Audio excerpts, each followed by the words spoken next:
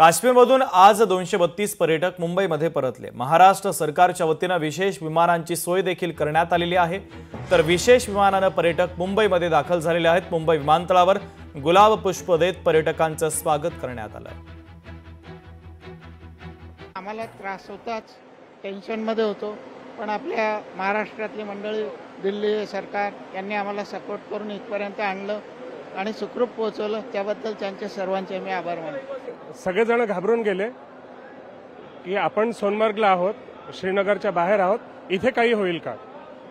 त्याच्यामुळे आम्ही जसं कळलं तसं ताबडतोब सगळ्या लोकांना गाडीत भरलं आणि श्रीनगरला परत निघालो। आम्ही त्या ठिकाणी होतोच त्यावेळेला आम्हाला भीतीचं वातावरण होतं आणि घाबरट होती।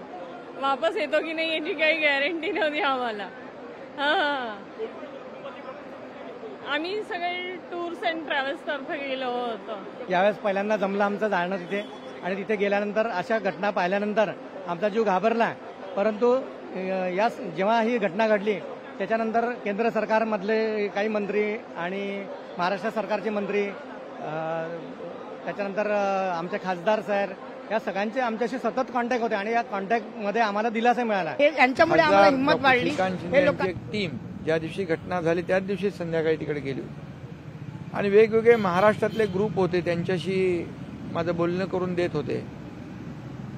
सरकार देखील त्यांच्या पाठीशी होतं। मुख्यमंत्री स्वतः तिथल्या प्रशासनाबरोबर सातत्याने संपर्कात होते आणि मी देखील त्या ग्रुपशी बोलत होतो। आणि असं कुठेही संकट आपत्ती आली की मला मग चैन पडत नाही आणि फक्त फोनवरून बोलण्यापुरतं मर्यादित देखील मला राहता येत नाही। आणि म्हणून मी तत्काळ श्रीनगरला जाण्याचा, काश्मीरला जाण्याचा निर्णय घेतला। एक त्यांना सुरक्षित वाटलं की बाबा आपला माणूस कोणीतरी आले आहे आणि आपल्याला आधार द्यायला आला आहे। एक मॉरल सपोर्टची गरज असते। लोकशाही मराठी ऐका, पहा, जागरूक रहा।